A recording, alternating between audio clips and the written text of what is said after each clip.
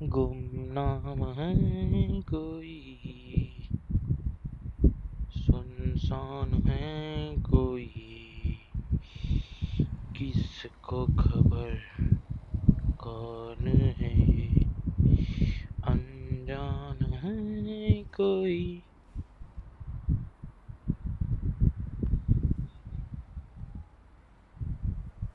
गुमनाम है कोई,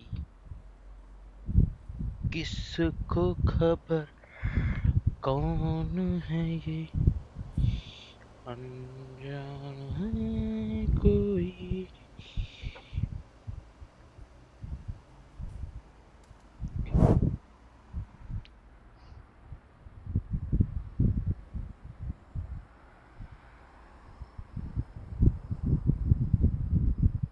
हेलो,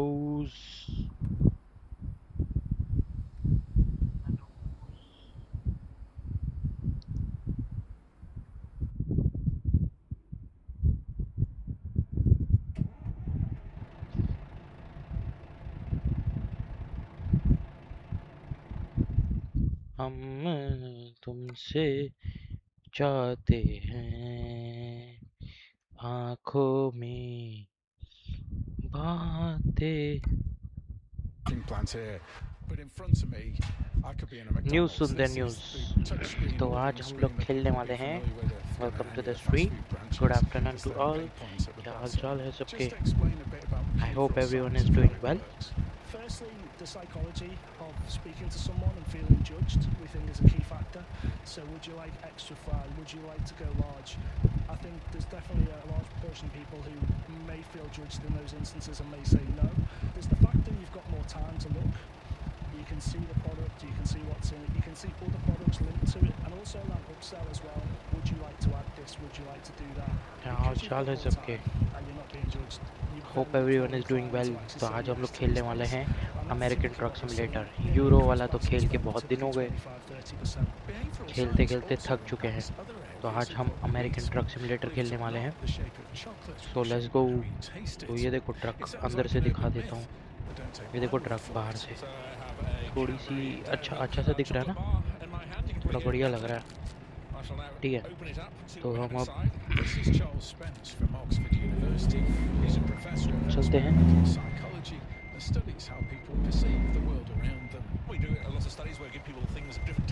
ताऊ रुक जा ताऊ।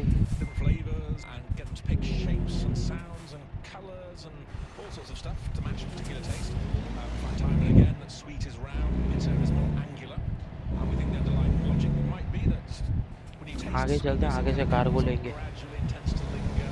कोई आ तो नहीं रहा।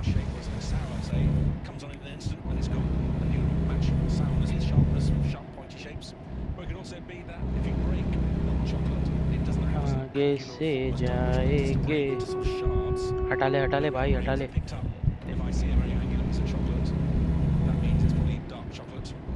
यूएस के हम कहीं भी रूल फॉलो नहीं करते।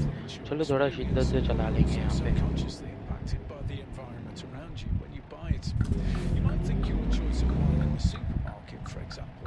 इधर से कार को ले लेते हैं। तो अभी हमारे पास है वोल्वो की ये ट्रक, बहुत बढ़िया वाली। मैं बताता हूँ कौन सी ट्रक है ये वोल्वो की है हमारे पास जो ट्रक है। ट्रक मैनेजर में जाएंगे तो I'll show you what truck it is. This is Volvo VNL।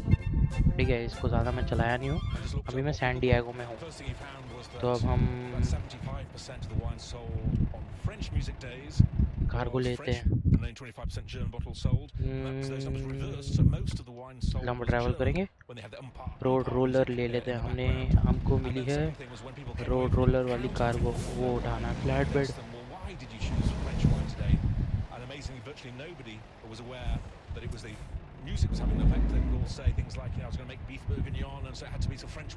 दिक्कत ये है ना कि यूरो ट्रक चलाने के बाद है ना, ये नोज़ वाले ट्रक की आदत बैठी नहीं हमें, तो फिर थोड़ा अंदाज़ा नहीं रहता ट्रक का।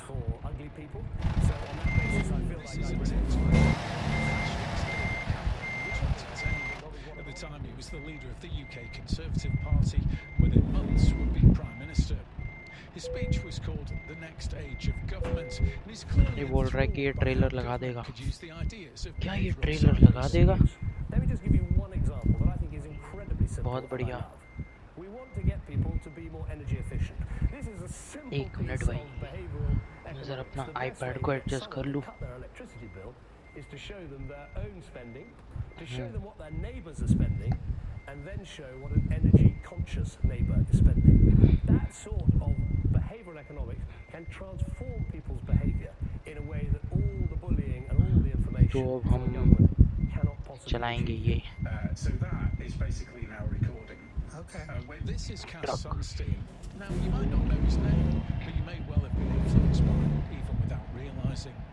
His day job is as a constitutional law क्या हम professor इसको at ऊपर ले लें? Harvard University, but he's Oh my also God. one of the founders of what's known क्या as हुई nudge गया? theory, the idea that by offering people the right incentives or prompts, you can use behavioural कोई science uh to तो नहीं रहा? influence what they do. In David Cameron created the behavioural cargo science अपना team, what became cargo known भी as अपना the ठीक है। nudge unit. It was one that Professor Sunstein liaised with. And what we were talking about is exactly what we know about people and how they do well and maybe not so well, and what kinds of freedom-preserving approaches might help them make choices that will be better for them. Automatic enrollment and savings programs, where if you shift from people opt in if they want to save a little more for retirement, or they're automatically हमें green enrolled, signal you mill can जाएगा opt जाने का। out. That is a terrific तो हम example जाएंगे green signal of cross करने से behaviorally पहले। informed approaches to public policy. ये हमने फ्लैट बेड पे रोड रूलर ले रखी है भाई, बहुत तगड़ी। Then another piece of behavioural science has had a major impact on the present. Previous ministers have been discussing it for 7 or 8 years and kept coming up with hypothetical problems. Rory Stewart, a writer, broadcaster, former politician. 10 years ago, he was a minister in the UK government and introduced the plastic bag tax in England. It started as a 5 pence charge for क्या plastic bags in हमारा- supermarkets aimed at cutting plastic pollution, हाँ, reducing चलो हमारा single-use तीनों unit plastic add है। use. At the time, the idea provoked negative headlines in some British newspapers. It was amazing, though, all the explanations of how US का news सुनने में Okay, अलग ही well, मजा the आता है Daily भाई। Mail, I think, was running headlines saying plastic bag chaos. My boss at the time, Liz Truss, wanted to have nothing to do with it. She passed this thing to me because she कल thought it तक was really हमारे going to पास alienate copyright certain song वाला भी voter base. So she- folder आ जाएगा, Being a canny politician, तो she thought, this is something you can do. So वो भी कर I felt पाएंगे। very honoured to be able to take through something that seemed a sort of pretty uncomplicated good, but it didn't feel like that in the political atmosphere of the time. The impact was dramatic. In front of me, I've got an official document from the government called Single-Use Plastic Carrier Bags Charge, Data for England 2024 to 2025. Now, not exactly a snappy title, but if you look through it, there's some astonishing data buried in there. It says, Our data indicates that, based on this year's return, there's been a decrease of almost 98% in the annual number of single-use carrier bags sold by the main retailers. That's more than 7.4 million fewer bags since सीधे the जाने का charge was navigation introduced. बता रहा है। Astonished, absolutely. It went much better than we could have आगे कुछ expected. तो लफड़ा हो And it गया भाई। didn't have the other impacts. I mean, there were anxieties from police वालों ने supermarkets, किसी को retailers धरा है। that would reduce people buying from. It had much bigger impact, reduced the number of bags much more quickly than we expected, and इसी लेन से did डरा so देते हैं। with none of the worst case scenarios, which now seems slightly implausible. And it's actually, even talking to you now, it's quite difficult for me Garage. to fully remember why for 7 years nobody had done this. that nudge unit I talked about earlier on still exists, but now it's an independent company offering advice to governments around the world. Its real name's the Behavioural Insights Team. One of its projects was a WhatsApp chatbot aimed at increasing the take-up of COVID vaccine boosters in parts of Argentina. Monica Willis Silver is their Director of International Programs for Europe, the Middle East and Africa.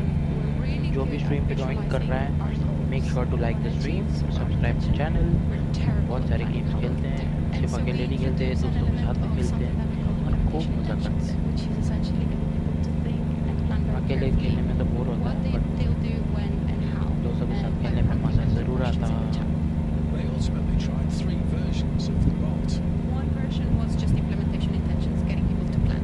The second one was the vaccine locator and seeing if that initial development was worth it. And then the third one is we wanted to test what we call messenger effects to see if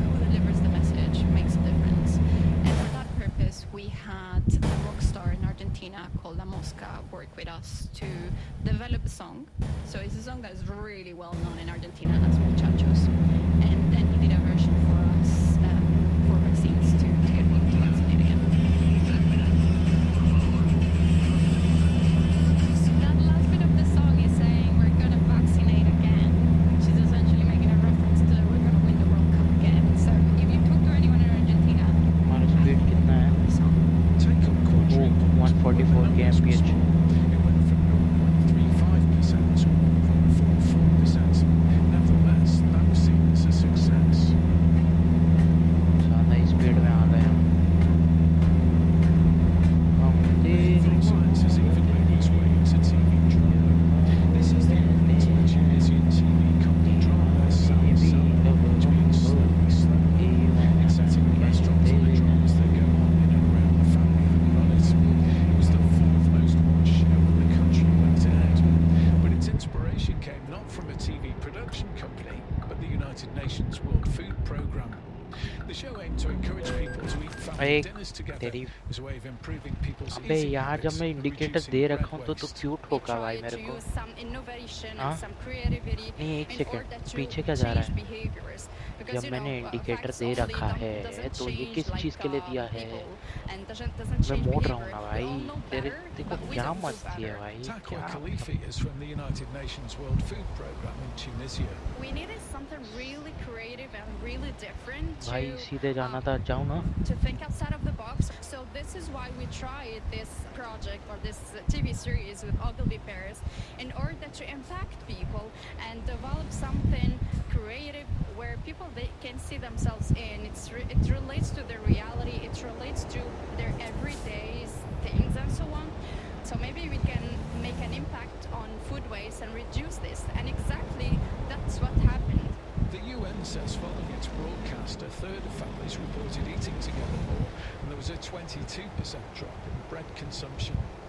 Plastic bags, food waste, pensions, all of them show the impact behavioural हम science पूरे can caution में have. चलने But वाले even हैं its sir. supporters acknowledge there are limits. आगे लगता One of है the godfathers of कुछ तो behavioural एक्सीडेंट science हुआ था casts जिसकी on वजह steam. से Changing the default from opt-in बहुत बड़ा to लफड़ा हुआ है. opt-out often has a very large effect on outcomes.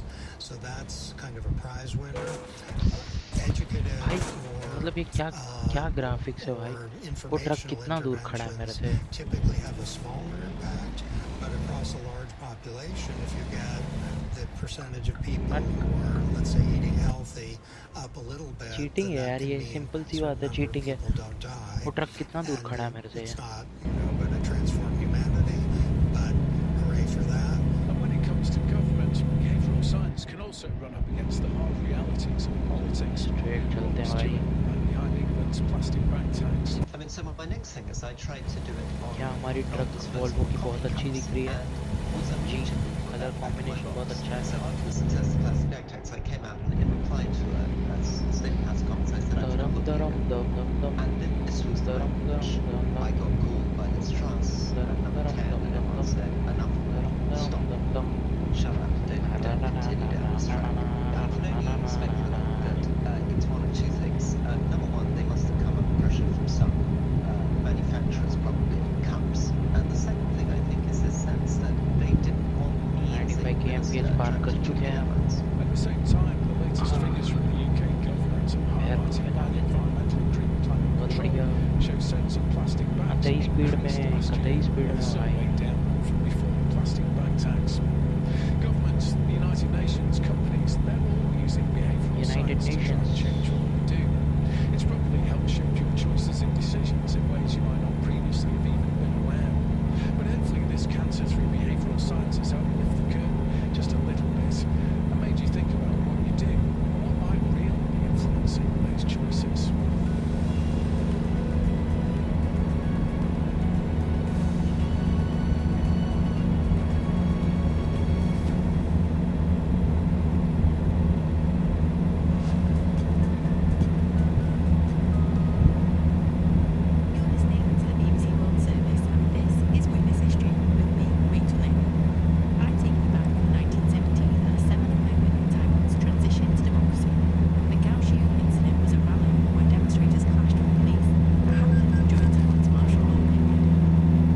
Violation का टेंशन नहीं पे।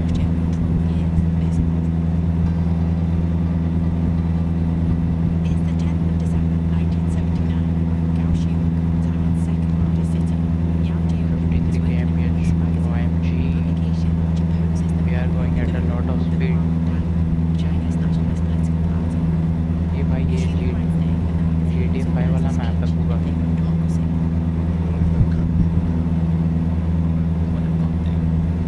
अगर आपने GTA 5 खेला है ना तो आप अमेरिकन ट्रक सिमुलेटर खेलने के टाइम पे आपको थोड़ा सा याद आएगी। वो भाई बहुत बड़ा लफड़ा हो गया। Jiwon and his colleagues at the magazine were promoting three main ideas. लगते ट्रक से एक्सीडेंट हो गई, धुआं आ रहा था और ये स्पीड अपने आप 106 होते हुए। Jiwon thought the best way to spread their ideas was to give more speeches to the public, but not everyone agreed. चार लेने का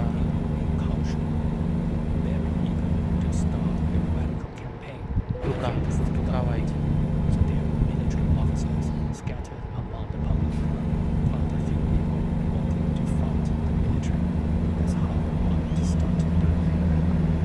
Jiwon and the crowd were surrounded by the military.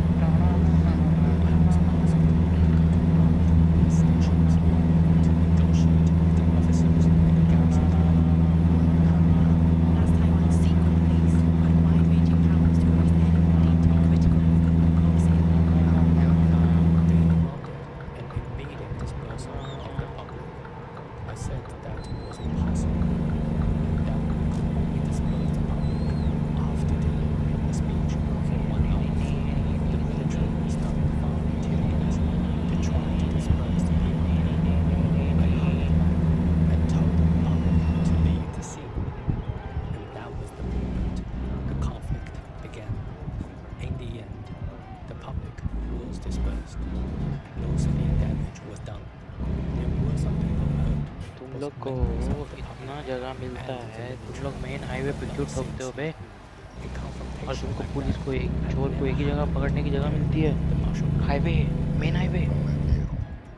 The rally was covered internationally, including by the Associated Press, who wrote, Dissident rioters led by 100 members of a non-party political publication madam ji आज भी college गई हुई है, वरना join करती मेरा and stream. clash against military and police forces in Kaohsiung, madam Taiwan's जी southern I border am city. missing you। Joined by a mob and onlookers of 10,000, the rioters staged a rally on human rights without prior permission and triggered the incident in which more than 40 persons were hurt. in 1979, Taiwan was a one-party state. At that time, the Kuomintang or KMT क्या कितना kilometre बचा है? 660। the government of China. So we removed Taiwan. इश्क तेरी आँखों का तारा है तो मेरी The United Nations and the US didn't recognize उसकी Taiwan. आँखों में So that's why we thought we should be fighting it before. We were a very peaceful exile. Lots of people there didn't have enough patience and they didn't want to wait for कितना और change. 150 They wanted to take 124 radical action to fight against the government. We believe at yo that yo time yo yo Galaxy yo Couple तेल तो है अपने पास, नींद भी है अपने पास, किसी चीज़ की Jiwon was ज़रूरत नहीं arrested हमें। 3 days later, on the 13th of December. 6 PM हो रहा है। They arrested a total of 14 people and they tried to charge them with rebellion. They were check काम करेंगे, अगले रेस्ट प्लेस पे ना थोड़ा सा सो जाएंगे। officers. So that's why 8 of us were sent to military court while the rest of them were sent to cover. Jiwon was one of the Kaohsiung gangs who was seen as the leader. अरे आए हो तो subscribe कर दो, like मार दो, थोड़ा रुक के जाओ, थोड़ी बातें करो भाई। ऐसे चुपचाप बैठोगे तो अच्छा नहीं लगता है मेरी जान, बातें तो करो, बोलो तो सही, हमसे बातें तो करो। इतना अच्छा गेम प्ले देखने को मिल रहा है 1080p पे, किसी को हमसे बातें करने की मन नहीं है? क्या हो गया? You can bypass the near way station. मैं क्यों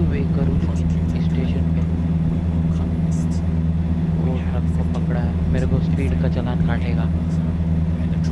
नहीं काटा। क्या बात है, आजकल पुलिस वालों का ध्यान नहीं रहता क्या? अगले वाले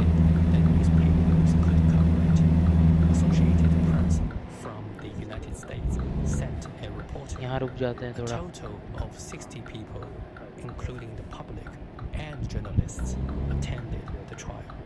This was unprecedented in the history of Taiwan. The trial lasted 9 days.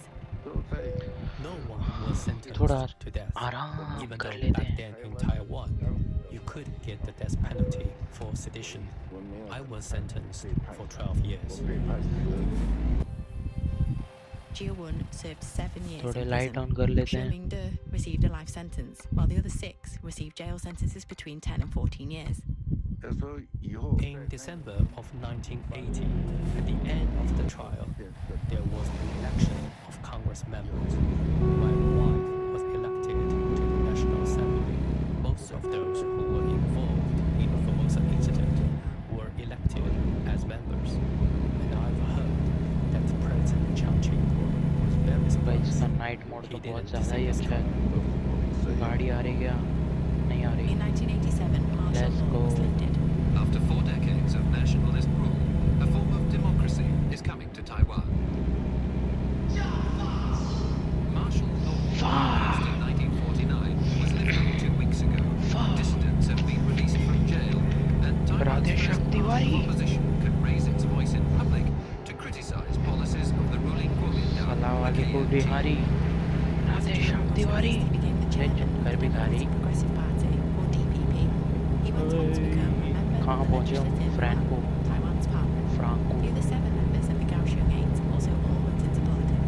In 2000, the first DPP president was elected. भाई 40 किलोमीटर और रह गए। Kaohsiung incident really changed the landscape of Taiwanese politics, because prior to that, no one had ever successfully taken on the council alone. To this day, Kuomintang and hatred still elected to talk about the Formosa incident. 50 years on, I can say that Taiwan does not need something radical or confrontational to happen in order to change. We can evoke change in a peaceful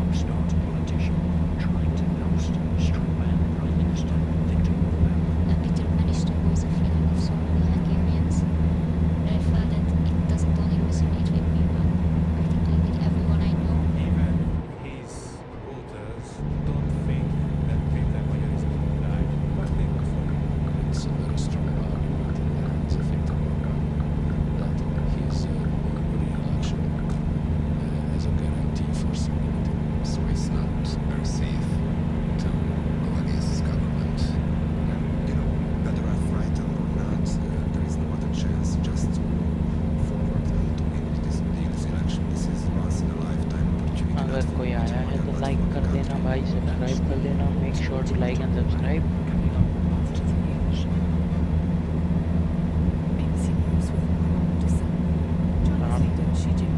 ये बताओ, हम भी बताते हैं क्या क्या खेलते हैं। मैच हुआ मल्टीप्लेयर पक्का। एक कितना बड़ा ट्रैक्टर लेके जा रहा है वो।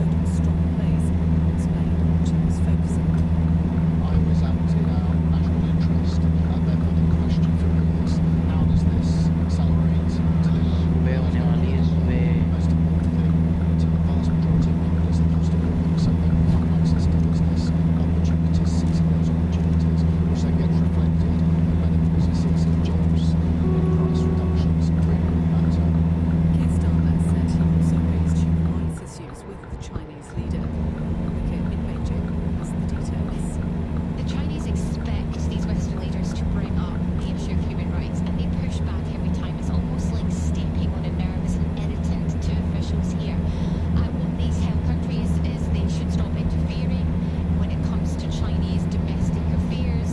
I know that the issue of Taiwan was brought up by the UK Prime Minister. This is the self-governing island, but we're not sure exactly what was discussed. Hong Kong was also discussed according to the British readout of the meeting, and the UK described it as an important bridge between the two nations. China says it's executed 11 members of a clan. Cruise control 137 पे रखा हुआ है। Operations in eastern Myanmar. Tens of thousands of सुबह का Chinese समय हुआ है, आप देख सकते हैं कि सुबह कितना अच्छा लग रहा है अमेरिका का। The Venezuelan military's pledged loyalty to the interim president, Delcy Rodriguez, confirming support of a key bastion of her predecessor, Nicolas Maduro, who was captured by the US earlier this month. At the ceremony, Mr. Rodriguez said that anyone who wanted to commit harm I just feel part of your symphony. Washington. Maybe Sweden explains why the election was so significant. The military is and was a key asset for Nicolas Maduro, and it remains to be in place now, really showing its role, really headed by Interior Minister Miguel Bounce होएगा Rayo, भाई who's a बहुत key जल्दी। figure in Nicolas Maduro's inner circle. So this very large asset, basically pulling the guns in Venezuela, being on your side is a key move. We saw that come into play with more than 3,000 troops and police all dressed in uniform file past Venezuela's now first female leader and commander-in-chief. South Sudan's armed opposition party says it's been involved in heavy fighting with government forces in Jonglei State. The SPLMIO described the confrontation as brutal and said it could prove to be decisive. Without a border, millions of civilians are repeatedly displaced by the fighting since the beginning of the year.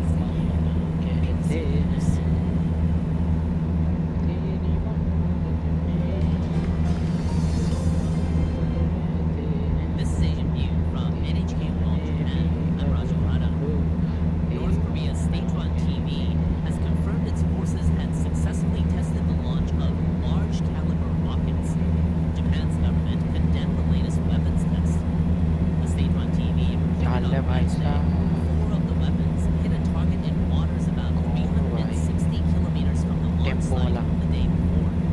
It also said leader Kim Jong-un expressed गन्ने का satisfaction juice with the बड़ा weapons गिलास system's stability 20 and रुपए का, accuracy. यहाँ चले आइए। One of the world's largest manga piracy websites गन्ने का has been juice shut down. बड़ा A गिलास Japanese 20 industry रुपए group का, helped यहाँ locate the चले operator आइए। in China कौन देख रहा है and report stream, it like to करिए भाई, authorities. बात Japan's तो Content करिए, Overseas सब्सक्राइब करके Distribution जाइएगा Association जरूर। says Chinese authorities बातें तो raided करो the यार, home of a man अकेले ऐसे last थोड़ी बात November करते in रहूँगा the मैं। Guangxi पागल हो गई हो, Autonomous Region. कोई आ नहीं रहा तो बात नहीं कर रहा, कोई बात करेगा तो बात करूँगा ना। अब 3 लोग देख रहे हैं, He कोई had तो been होगा। running an illegal अच्छा लगा website साला, called Bato. कौन The हो बे, site received बात up तो to करो यार। 350 million जो monthly भी हो, visits. Welcome to the The suspect stream, make used a sure to method like known and as subscribe. scamlation, which scans बातें and करो translates बातें, comic books talk to me my friend, talk to me. Amnesty International हम says the Myanmar sir cram military तो is आ चुके evading हैं, sir Western cram. sanctions by importing jet fuel suspected to come from Iran. It says the fuel has been used to conduct airstrikes on civilians. The human rights group said the fuel is carried to Myanmar on vessels that turn off their radar and manipulate their location data. Amnesty said it analyzed trade and satellite data to confirm 4 ships had made at least 9 deliveries between mid-2024 and the end of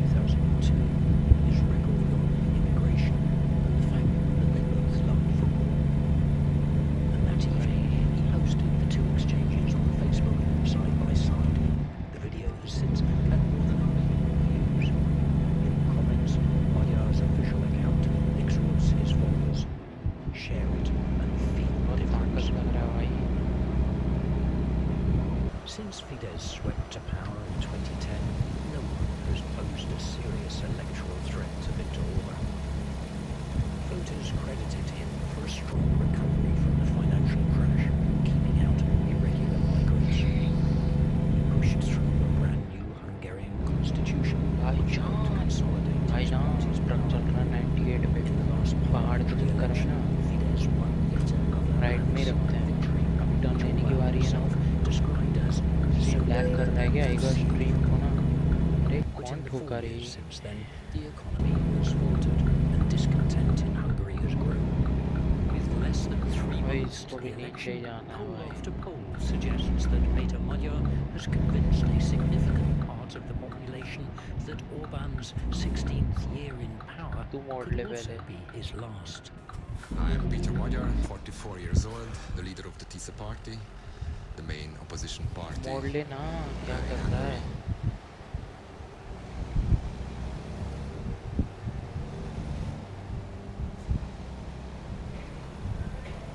So who is Peter Magyar and where did this upstart politician come from? A good place to start is here in Karl Square, close to the centre of Budapest and the elite Catholic boys' secondary school where he studied for 4 years. It was a very elite high school in Hungary, I can tell you. Many former prime minister graduated there. It could be strange, but I was very much interested in politics in my early ages as well. My family are lawyers, everybody is lawyers, so my mom is a judge, or was a judge, my father was a lawyer, my grandfather was a court lawyer, the group to which NPCB reply देता है, I am impressed. especially interested. This is Armstrong Raz. He's a political analyst and a director. भाई इसकी graphics हैं अच्छे, थोड़ा सा काम करने की ज़रूरत है। And our secondary school was a आगे cut ये कट डाउन आने वाला है। the strong points of the conservative circles. And therefore, Viktor Orban visited our secondary school. He represented for us a totally new country, a conservative and modern country. And during our 4 years in secondary school, he became prime minister. Viktor Orban first served as prime minister from 1998 to 2002, then didn't return to power until क्या 2010. यार, While the young Orban इसके ruled चक्कर में the ठुक गया country मैं। was only 34, the young Peter Magyar got stuck into his law degree at the newly founded Peter Pazman Catholic University. Peter Magyar had a very different hair back then. बस You में know, गाड़ी it's- ना आती हो। we are talking late 90s, early 2000s, so the spikes, remember? It's like German techno kind of haircut. This is Sándor Esika, a lawyer and author of one of Hungary's most भाई कितना ही उल्टा political substacks. Peter Magyar was a year above me, with a lot of people who are now cabinet ministers and all the other leading figures of Fidesz party. So the law school at Peter Pazman University was like a seedbed for the new generation of Fidesz. Peter Magyar, ये वही like पहाड़ most है of his GTA fellow 5 का। students at the university, was devastated when Fidesz lost in 2002. Commonly joined the party, one which Viktor Orban now set about reshaping to become an invincible political force. Orban stormed back to power in 2010 with a strong mandate for change. The leader of conservative Fidesz, Viktor Orban, said that Hungarians had voted to defeat hopelessness. Flag-waving Fidesz supporters danced late into the night in Vörösmarty Square. This was the biggest victory of any party in the 20 years since democracy was restored in Hungary. Magyar, unlike a lot of other people from Pazmány, didn't go to the Rakol first Dagwana line बढ़ेगा। of Fidesz politics. He became one of those ये कैसा? background कहाँ से भाई? personalities, and during the last 15 years, I think Orban started to tap into that resource, bringing in younger politicians like Judit Varga. Judit Varga was Peter एक Magyar's minute. wife. They'd met at a party in 2005 and got married a year later. Peter Magyar's position got stronger within Fidesz when they were looking for a new justice minister. It was his wife. He had a job like Diák Hitel Központ, with a students' loan organization. कैसे parking होगी? So he was, destined to be, living a successful life in the background and retire with like a truckload of money. Everyone was expected someone from Fidesz to make a break at some point. But it came as a complete surprise that he started to what he's doing. In 2010, Fidesz won the election. You became a diplomat. Did you have any doubts अरे then रुकना about what they were doing? At the beginning, क्या because you know we were after 8 years of social liberal governance. नारकटे They almost A destroyed the भाई country. एक minute मेरे को बता Hungary मैं क्या कर रहा had था to go अभी to the क्या कर रहा IMF. था रिवर्स ले So रहा the था Hungarian economy घुमा just के collapsed. ठीक And we है thought at the time और मेरे that को I was पार्क not करनी है alone with गाड़ी this इसीलिए ना sentiment that इसलिए मैं रोका it is था ना necessary तू to क्या stabilize किया the country, तू आके सीधा to ठोका help the भाई people. ऐसा नहीं So it होता was है not भाई obvious ऐसा नहीं for होता me, है especially that it's ऐसा something नहीं wrong होता and है it's too much at the beginning. And then तेरे को after a खाई है while, तू I जा became more and more critique मैं कुछ नहीं बोलूंगा openly लेकिन and आइंदा just अगर ऐसा among ठोका ना भाई friends.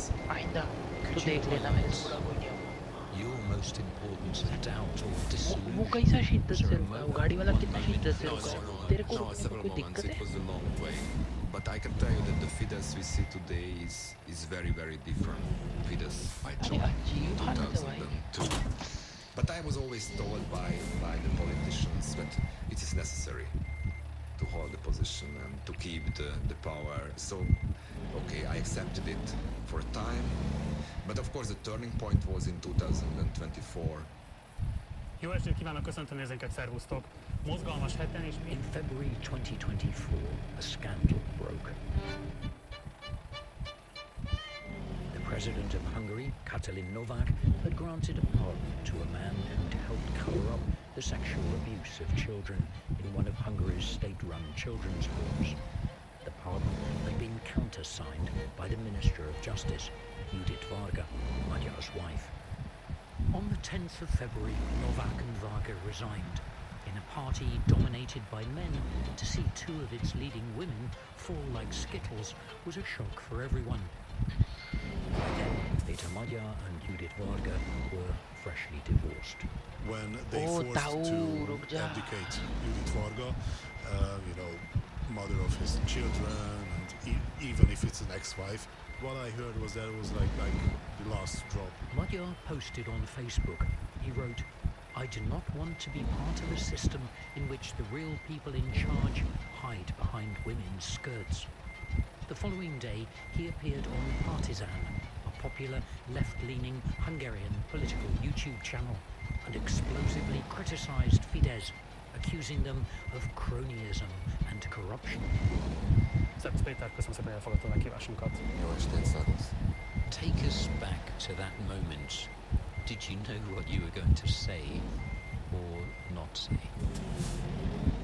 No, it was not a planned move. My mother called me not to go, but I did the opposite, so I was... Why not? What did your mother say? Because everybody knows the situation, but knew the situation in Hungary, so it's not very safe to go against this government. That's why I mentioned during the interview that if I were Antal Rogan, who was the propaganda and Mr. responsible also for the Secret Service, I wouldn't do anything against Peter Magyar, because everybody will know who and what did and what not. And it was a good strategy because I'm still here and I'm still alive, which was not so obvious after the interview. In response, Fidesz ministers said Peter काटना Magyar damage was a penalty भाई liar उतना तो and was कटेगा ना using the scandal to build himself obvious C a बात है भाई political career. You abandoned your अब मैं own यहाँ से world, जॉब your कहाँ old से उठाऊँ friends. यहीं से उठाऊँ How lonely was that? It was मेरे को quite यहाँ से lonely नहीं उठाना at the beginning of the story, I मेरे can को tell पहले you. इधर जाने दो 1/3 of my ex-friends are already ex-friends, and 1/3 are still friends, but very much afraid to contact me directly because they are still in the system. And 1/3 are not so much afraid, but it's hard to imagine that we can have a walk on the street. अब मैं जाना नीचे service कराने अपनी गाड़ी को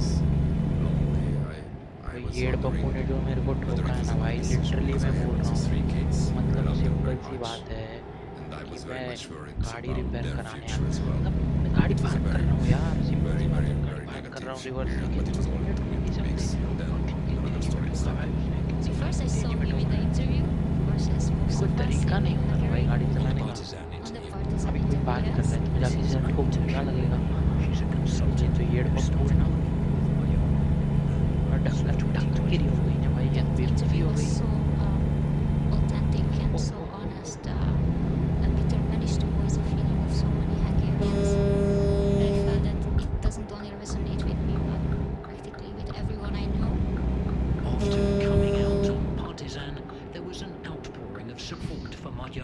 social media.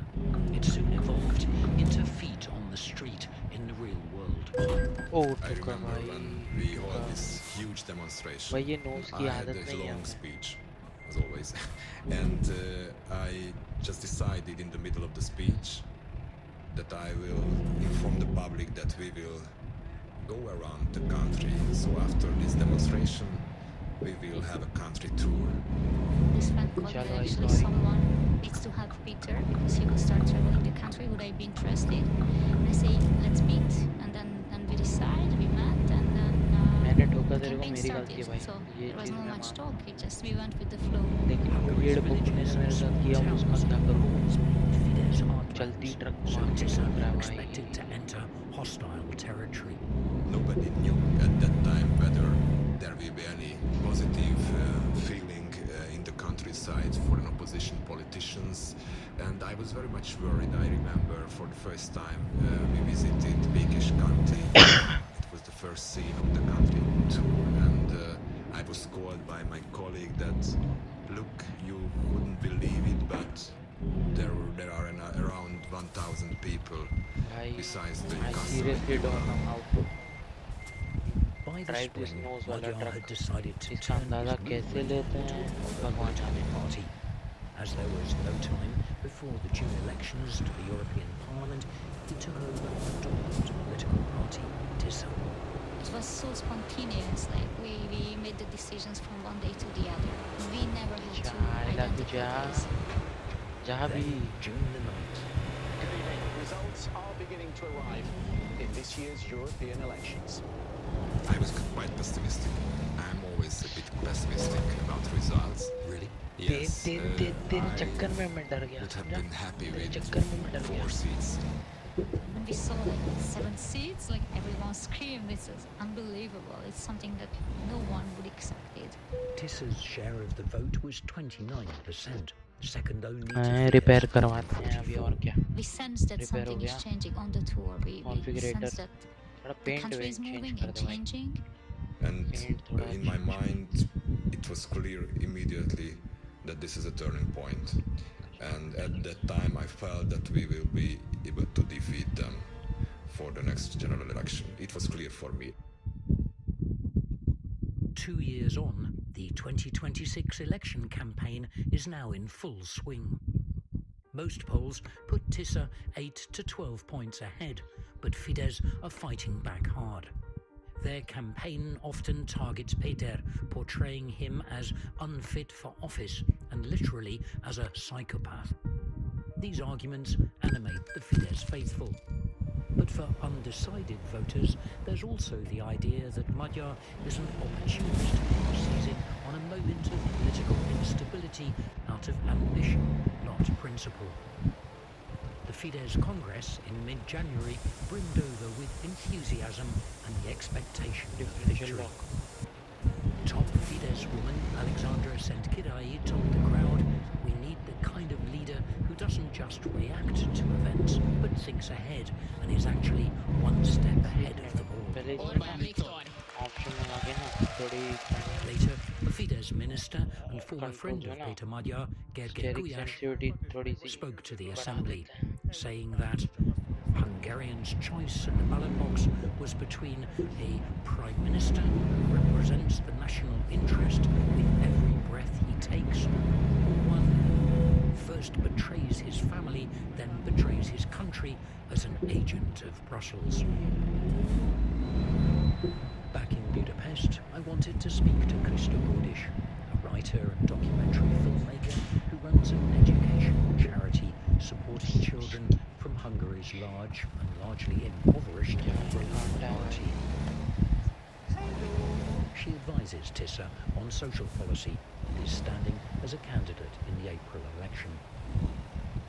Peter Magyar makes no secret of his right-wing roots, but his movement has captured the imagination of people across the political spectrum who oppose Orban. I was curious to hear what drew a social activist like her to the Tissa party. So would you describe yourself really as a left-wing person? This is a very good question, because what I found most convincing in the Tissa party, and Peter Magyar's politics is precisely that. It is ideology-free. Hungarian politics has been deliberately over-ideologized in order to divide people. The growing number of poor and the decline in equal access to education leads to the impoverishment of the entire country. What could your party, the TISA party, do to change that situation? The most important thing is that TISA has openly stated a systemic, radical change is necessary. Analyze the data, conduct research, and base reforms on real evidence. I think in times of war, politicians like Viktor Orban, who is experienced, Ágoston Mraz again, a Fidesz loyalist and the director of NESO, a think tank closely aligned with the government. he would like to hold out Hungary from any kind of war, is more supported than somebody who is at least a question mark. Clearly, Peter Magyar doesn't say that he is leading Hungary into a war, but for the Hungarians he's a big question because there is no experience with his promises. Back in 2009, when Orban was last in opposition, he told me that if he won, he would replace the people in 12,000 public office roles. It was as though he knew their names. And this could be one of the biggest challenges facing TISA if they win. Would those 12,000 people who owe their careers to Fidesz cooperate? I asked Ágoston Mraz. If the legitimacy of new government is not questioned, I think there will be cooperation from those people, but you very much emphasize that Peter Magyar and the TISA party wish to have a liberal democracy in which the checks and balances work very well, and therefore I could imagine that there will be conflicts between, for example, the Constitutional Court and a new majority, and it would lead at the end to less stability. Therefore, it's a very strong argument in the hands of Viktor Orban that his own re-election is a guarantee for stability. I sometimes worry, as a citizen of this country as well as a long-time observer of it, about how confident one can be in democracy. I'm not happy that you are scared of the Hungarian situation. I think it's much better than you described. 2010, Viktor Orban got a very strong mandate to change everything. In case of Peter Magyar, a huge amount of voters of TISA wants to get a similar change. But whether he will get a similarly strong mandate, I have my questions about. Even his voters don't think that Peter Magyar is a good guy, but they vote for him, whatever. András Kulai is an independent polling expert from the Publicus agency. So if Fidesz tries to send a message that he is a bad guy, people think, yes, we know. And would you vote for such a guy? Yes, we would, because we think he is the one, and he is the only one who can get rid of Orban for the country's sake. So could Orban mobilize his own camp and win over just enough of the undecided to secure an astonishing fifth consecutive term in office? The day-to-day Fidesz campaign target these voters, and as we have seen, not without effect. The TISA party is described often as a protest party. Is that a strength or a weakness? It's not a problem for me if the majority of the people are opponent. If they are criticizing the TISA party now and maybe later the TISA government, it's a good sign. If there is no critics, if there is no debate in your party, in the public, it's not a good sign. If this was the beginning of the end of the Fidesz, criticism is a good thing. You will need compromises, not to rule the country, but to serve the country. I know them, I know their tricks, I know the communications, and I know that they are very much frightened. And you know, whether I'm frightened or not, there is no other chance just to go forward and to win this election. This is once in a lifetime opportunity, not for Peter Magyar, but for the country. You've been listening to the documentary from the BBC World Service with me, Nick Thorne. It was a whistled-out production. The producer was Artemis Irving. The BBC World Service connects audiences to the world, from international news to science, sports, arts, and culture programming. BBC World Service offers listeners a global perspective. Distribution of the BBC World Service in the U.S. is made possible by American Public Media. APM produces and distributes programs that inform and inspire, entertain, and engage audiences everywhere. From the Center for Investigative Reporting and PRS, this is Reveal. If people are dying in your hospital of overdoses, you should know how many there are. I'm Al Lindsay. We bring you the best investigative, true stories with impact over the airwaves every single week. Reveal, because there's always more to the story. ये हम दिल चला रहे ना इसलिए हमारा जो Saturdays at 2 काम p.m. करना on News 88.7. Hello, I'm Claudia Hammond. What is the best way of encouraging people to give blood? In a trial in China, people are being offered free bus travel and tickets for parks. We'll examine the evidence on the incentives that do and don't work. And in South Africa, the government promises to improve the safety of the circumcision rituals which have led to the deaths of 48 boys in recent months. Plus, the doctors using emojis on patients' notes. All coming up after the news in Health Check. BBC News with Moira Alderson. President Xi Jinping has told the visiting British Prime Minister that China is ready to develop a long-term strategic partnership with the UK. Keir Starmer said Mr Xi was a man he could do business with.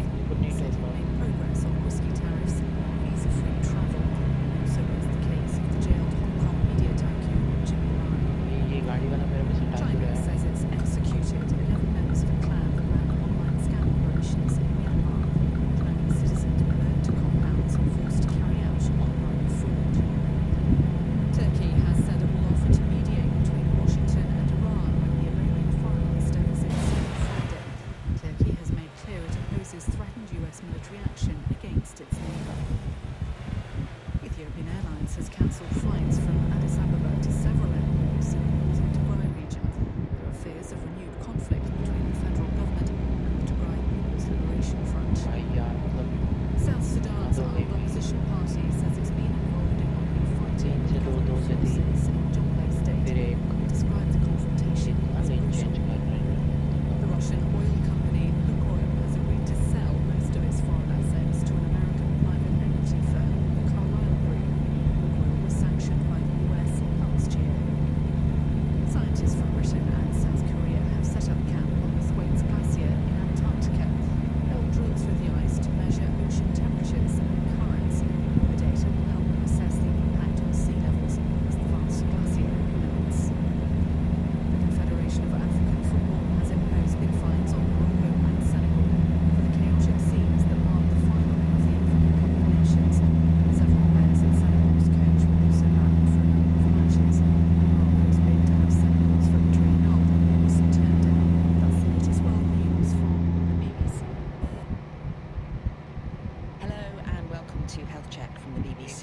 I'm Claudia Hammond, here with the latest health news from around the world. Now we pick the stories we think you should know about. From the circumcision rituals, which have left 48 boys dead in South Africa, to attempts to encourage people in some parts of China to give blood, could free park entry, bus tickets and outpatient appointments tempt more people to donate? We'll be asking how and when incentives like this can work. And my guest today is Professor of Clinical Communication Skills at Queen Mary University of London, Dr. Graham Easton. And you've got something for us on doctors using emojis in patients' notes. Have you ever done that yourself? Myself, no. I'm too old-fashioned for that. Well, that's good to hear. And what else do you have for us? Well, a fascinating study that suggests that when hair grows, it doesn't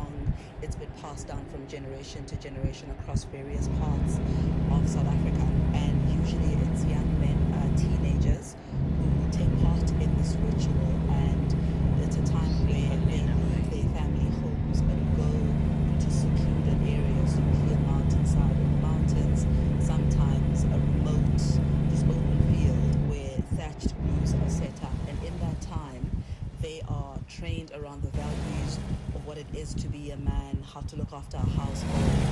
This explains why the tradition itself is held in such high regard. And for the boys who do undergo this ritual, when they return from usually what's about a month-long period, they return home to break that day. They've got now improved social status. So really it's seen as a rite of passage from boyhood into manhood. And then on the part of the unregistered element really refers in this context to traditional schools that haven't received the authority to practice. There have been systems that have been set up in recent years where a traditional surgeon would need to register officially with local chiefs, with traditional leaders, so that they know that one, they can safely conduct one aspect of this process, which is traditional circumcision, the surgical circumcision, that they can safely conduct that. Two, that they know what to do in terms of medical health care around treating these young men once the circumcision itself has been done. But also there's a way to trace them. You know where they are, there's a history, and that's kind of the registered element. So these unregistered ones largely speak to an emergence of what they're describing here in South Africa as fly-by-night schools that will usually set up initiation school, undetected, under the radar, no authority knows that they exist, and the first time often that the police or families find out that these schools are unregistered is when there's been a death or when there's been a medical complication and the young boys have had to go to hospital for amputations. So South African Professor Somadoda Fikeni, who's an expert on African cultures, explains one of the main issues plaguing the practice in present day. The first challenge that has made this custom is its commercialization by people who simply need money. Many of those will be unemployed, and some just need extra cash. They do not even understand the custom. This occurs because the decline of the structures of traditional leadership, which used to regulate and oversee this, the old surgeons and people who used to look after this custom have been disappearing without passing the knowledge, the intricacies of these. Right now you find that young people masquerading as a cultural initiate conductor wants certain numbers in order to meet his targets. So he will even take the 14-year-olds, take people without permission and so forth, no consultation with the family. So this is a reflection of certain collapse of certain norms in society. How is it that these circumcision rituals can sometimes prove so risky otherwise? Well, one of the things to remember here, Claudia, is that this consists of a medical procedure. So some of the usual things around proper treatment, proper wound care, post a medical procedure, at times the authorities have found these aren't properly followed. So there are cases where the wounds become septic. There's also a misconception which traditional leaders are now starting to try and change, but the attitudes aren't as far as they would like for them to be, which is that the initiates shortly after the circumcision itself is performed need to be denied water, and there's a belief that this helps with the healing process. And then on the flip side of that, when the deaths do occur, one of the highest causes has been found to be dehydration. So you can understand why that's now become such a big point that the traditional leaders and government is trying to raise awareness about. But usually it's improper wound care, in some cases underlying conditions. So how many boys died in the most recent season? Well, in the last season, we're going to zero in on the Eastern Cape province, which is usually where the largest numbers of participants come from. So in the last year, 27,000 boys took part in the ritual, and about 23 were reported to have died in the Eastern Cape. But overall, in the country, 48 young men didn't make it home. And that's something that's been a great concern to families, but also the government. Have you talked to people who've taken part?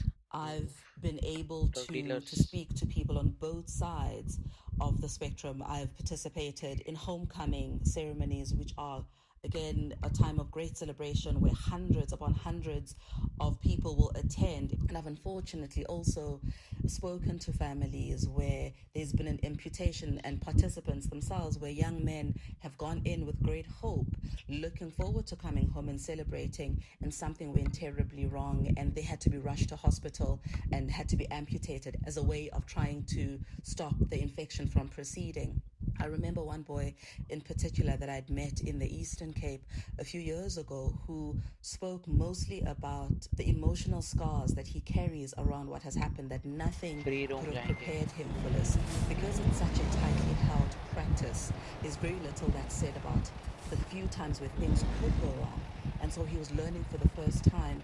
One, he told me about the shame that he feels. He feels that he failed in carrying out what he was supposed to do, but also was worried about the sort of man society would receive him as, and what it meant for his prospects later on when he gets married. So great sense really of loss is what he told me about. Then on the other extreme side of that, I've also spoken to families who are expecting to receive their young boy home, and they hear him for the first time when they see these hundreds, if you can imagine it, these hundreds of boys carrying their sticks covered in blankets, song and singing, expecting that at some point one of their boys is going to emerge, only to be told that he passed on the mountain, and what they get given instead is a blanket or a stick the boy would have carried home as a sign that he has overcome this great ritual. This sounds so traumatic for the boys who are affected and their families as well.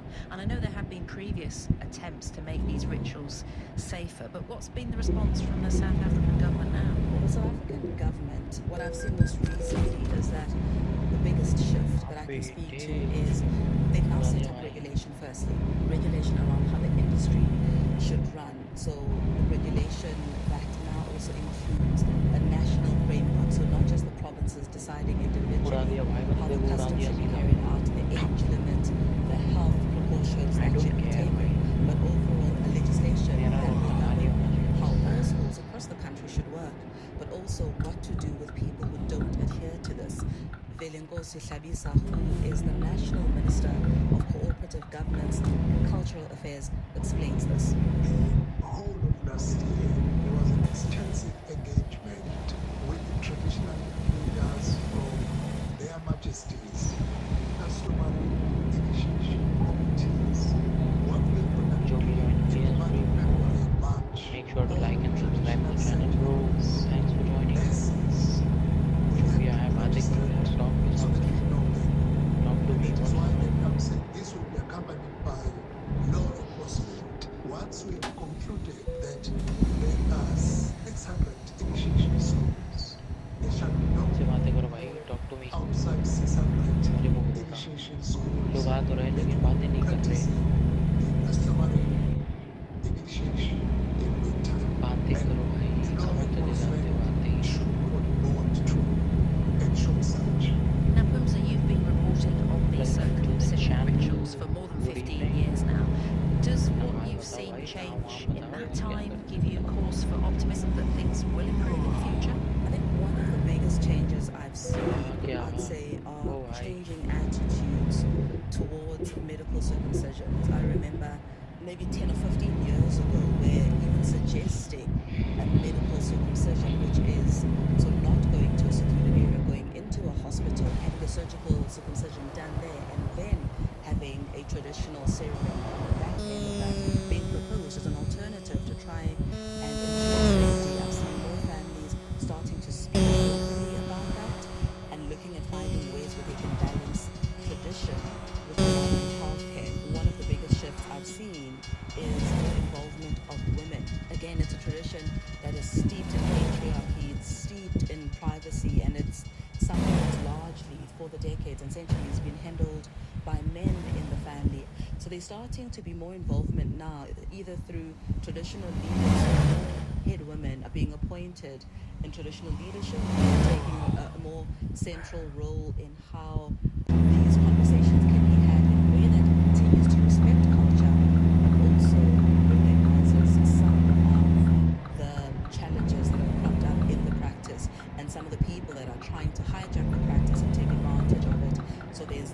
movement and also greater community involvement and willingness to accept when a practice in a certain village has not gone well, even outing certain people to the authorities. Thank you, Bumza Firkhani. Now, Graham, a male circumcision is viewed as being more hygienic in some cultures. Is there any evidence for that or for other impacts on health? Yeah, there's a lot of discussion about this. I have to say there's a lot of contested evidence and it gets quite heated at times, this subject. There's good evidence around the fact that male circumcision can protect against HIV infection, particularly in heterosexual men. And this was from several big studies in Africa some time ago. And although it doesn't offer complete protection, so one still needs to use condoms and other ways to protect yourself, that does seem to be pretty clear. Some people talk about maybe it reduces risk of other infections, reduces risk of urine infections, but the evidence in those areas is a bit more mixed. Well, thank you for that, Graham. And now is the moment for a study that you've spotted and brought along for us. And you've got some research by scientists, in fact, coincidentally, at the university where you work, on how our hair grows. What have they found in this? Oh, this is so interesting. They found that hair as they grow out doesn't get pushed out from the root, which is what we've always thought, but instead each hair seems to be pulled up by a sort of tiny coordinated network of moving cells along the outside of the hair, a bit like a sort of mini motor. It's kind of amazing, isn't it? I mean, I've seen headlines saying this could rewrite the textbooks. Was this very different from what we knew before? Yeah, very different. And I think one of the things that's made it possible is actually using advanced 3D live imaging rather than just taking still images. So they've been able to watch hair follicles in real time growing, something they've not been able to do before, and even sort of gauge the sort of pressures that are exerted by this sort of spiraling choreography of cells around the outside of the hair, which have the effect of pulling it upwards. They did some really interesting little tests. So they blocked the process that was thought to push hair out, but hair kept growing. So they then interfered with something called actin, which is a protein that helps the cells move along the outside, and the hair growth dropped by more than 80%. And so that's how they put their finger on this idea of a pulling force being the real driver. And of course, a lot of people experience hair loss, and some people mind very much about that and look for treatments for it. Is this finding something that might lead to new treatments or possibilities in the future? Yes, it's got that potential. I think two main areas. One is understanding that this pulling mechanism opens up sort of new possibilities for therapies, new areas to target the cells and the different forces and the mechanisms in the process. And secondly, the technology that made it possible, i.e. the live 3D imaging, could also help scientists look at other processes happening in other parts of the body. Well, thank you for that, Graham. And let me ask you something. Have you ever given blood? I have, yes. And have you done it more than once? Yes, many times. Well, that is very good to hear, because getting people to make giving blood a regular habit can be difficult. And despite the almost 120 million blood donations collected globally each year, that is still not enough blood. Everything from prize draws to vouchers have been tried to encourage donations. And now a new study from China, published in the British Medical Journal, suggests that what they call honour-based rewards, such as free travel on public transport, entry into parks and outpatients appointments, might make a difference. So could this model help solve the global blood donation crisis, or do we need something different? Eamon Ferguson, who's Professor of Health Psychology at the University of Nottingham in the UK, has spent many years studying what motivates people to give blood. One problem is getting people through the door, and the second problem is keeping them there. 60-70% of first-time donors don't come back to make a second donation, and we know that if you can get people to 4 or 5 donations, their identity changes, that they now will call themselves a blood donor. So people are trying all sorts of different ways of encouraging more blood donors to come forward. Now, what exactly is this honour-based incentive model that's been trialled in China? Basically, people who are already high-frequency donors get a card which gives them essentially access to free public transport, access to amusement parks, access to outpatients appointments.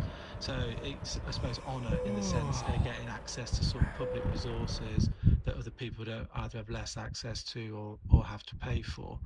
in the paper they will argue or try to argue that it's not a financial incentive, it's honor based. I mean, to me it still feels like there is a financial component there, because obviously if you are getting something that would otherwise cost, then there is a saving to you, and a saving to you is a financial savings.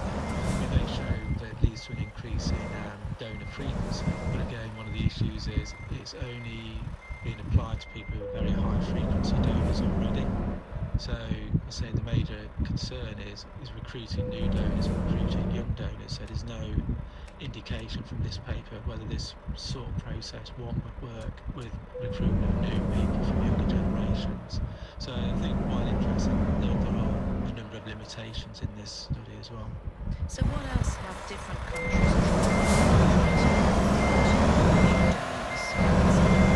You can get paid for donating, can't you? In the US, blood donation is highly incentivized, so your donation will enter you into a lottery, for example, with the chance to win $10,000 or a car or Super Bowl tickets, and you can even get free health checks. So it's quite successful, but it's not a voluntary system. And there tend to be two concerns that get raised about financial incentives, that it could encourage people who are maybe at more risk of disease to give blood and compromise safety, or that people will only then donate if they continue to get something in return for it in the future, that you kind of take away that altruistic part of it. Are those fair criticisms? I think it depends where you are and the value you offer as well. I mean, if you offer somebody a small amount of money, probably it wouldn't be enough to make somebody want to do something they didn't want to do. But if you were in areas where there was financial hardship, then yes, it will make a massive difference. I think it matters who you're targeting and where you are. Just to be clear, I don't think we should be paying donors. I think we should have a voluntary model. Once you move to paying for blood, you're moving into a sort of a US type model at that point, where health is a commodity that's bought and sold. But in the US, plasma is paid for. The US basically holds the world market. The US supplies the world with plasma. And I guess that does save people's lives, and so it would be argued that you're paying some money to people in order to get them to do something that saves other people's lives. It is, I suppose, the ultimate sort of moral dilemma, isn't it? Do you have a sufficient supply of blood, for argument's sake, so everybody can be treated, but it may be at a cost of paying, which may have some downsides in terms of potential infection rates and coercion? Or do you have a voluntary model where you know that the donors are coming with more altruistic motivations, the chance of infection is lower, but you don't necessarily have sufficient supply to meet the sort of population needs? So you need to find something that gives you the benefits of an incentivised financial system, but sticks and operates perfectly within a voluntary model. So do you have a solution to doesn't have the downsides of financial incentives or other sorts of incentives, and so it gets people to carry on coming as well? What would the ideal be? Yeah, we've been working on a concept what we call double altruism. This gives us the benefits of both a financial system without being financial, and allows us to operate within a purely voluntary context. So the person turns up to donate, that's altruism one, if you like, and then the blood service then would offer to make a donation of either cash or goods to a charity on their behalf. So they might donate £5 to whichever charity the donor preferred. One of the big problems with donor retention is deferral. So people will turn up to donate blood and they'll be deferred on the day, and we know that people who are deferred are really unlikely to return again. But if there was a context where they turned up but they were deferred, but yet still a donation was made to a charity or to a food bank on their behalf, their journey won't have been wasted, so it should minimise the amount of donors that are lost due to deferral. In the studies we've done so far, it works quite effectively, and it works through a mechanism essentially of increasing people's sense of communal altruism. So rather than having stranger altruism, I help you sort of thing, what do you want? It sort of increases the sense of we're working as a community. Do you think that could work elsewhere in different cultures or with different age groups or different backgrounds? Yeah, I do, because people do get that warm glow of actually giving. Warm glow is pretty much a sort of a universal feeling that people have. It doesn't seem to be generational based on it. I think it's one of those things that everybody sort of feels. Eamon Ferguson, you're listening to Health Journey from BBC World Service. I'm Claudia Hammond, and my guest today is Professor Graham Easton. So Graham, once the blood has been donated,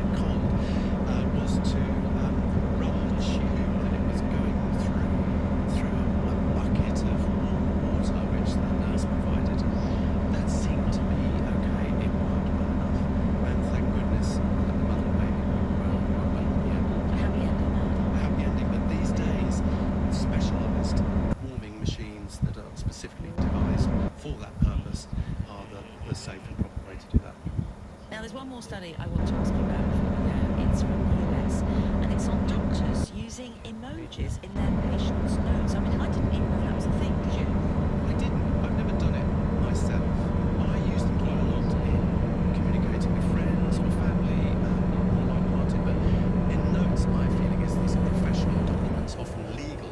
For me, it feels a bit risky, but I'm fascinated, and there's a communication tool. Very interested because very often written notes or messages to patients often can sometimes add that dimension, sort of soften the tone. And so which kind of ones were being used most? Well, in this study, the ones that were most used were the smiley emoticons, so the smiley faces, or the worried faces, then things like objects, telephone receiver, always quite high up. So does that mean, do you think that they found that they needed to be structured? Yeah, maybe. Or maybe that it was a telephone consultation?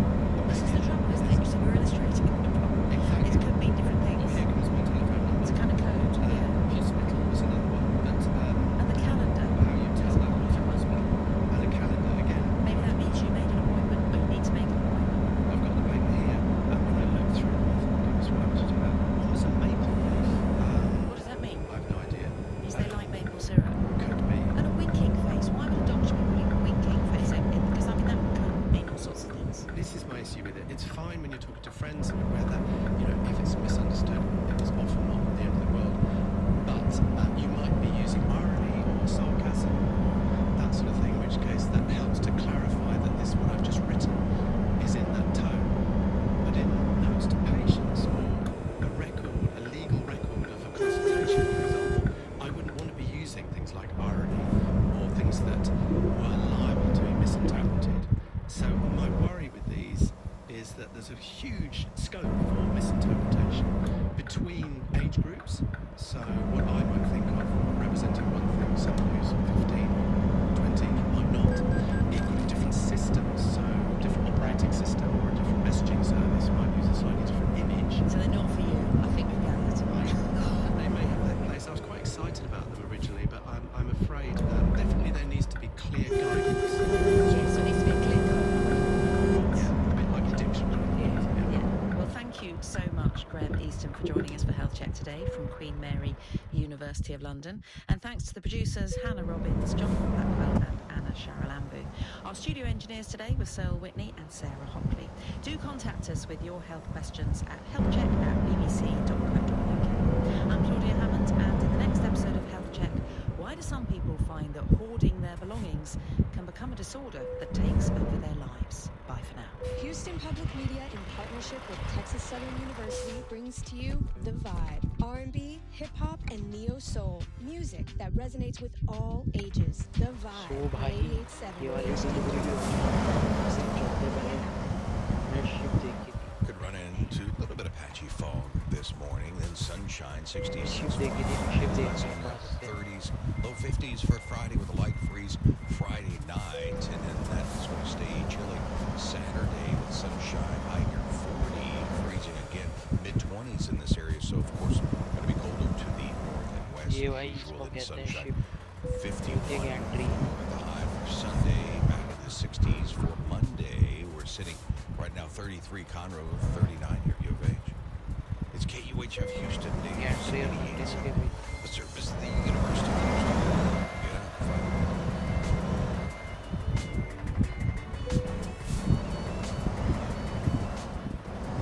Good morning. Protesters called for the release of a 5-year-old boy detained in Minnesota with his father and brought to Texas. His mother said he's getting sick. Doesn't want to eat. It's Morning Edition from NPR News. Local headlines on the way for the News 88.7 newsroom, weather, sports, and breaks. You get it all right here on News 88.7. The bizarre attack on Representative Ilhan Omar is on top of a big pile. Police Who Protect Congress said they investigated 15,000 cases last year. I'm Steve Inskeep.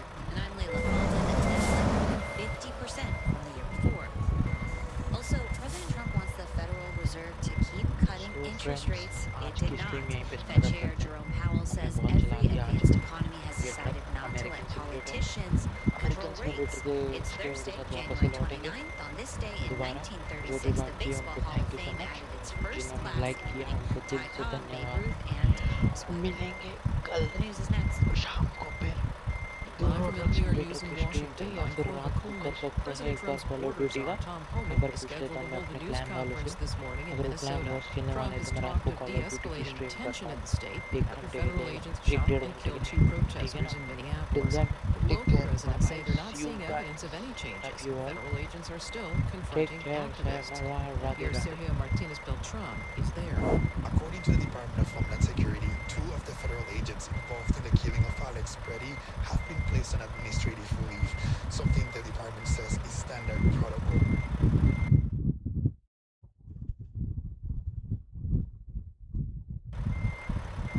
City. At the makeshift memorial for Preddy, people continue to gather.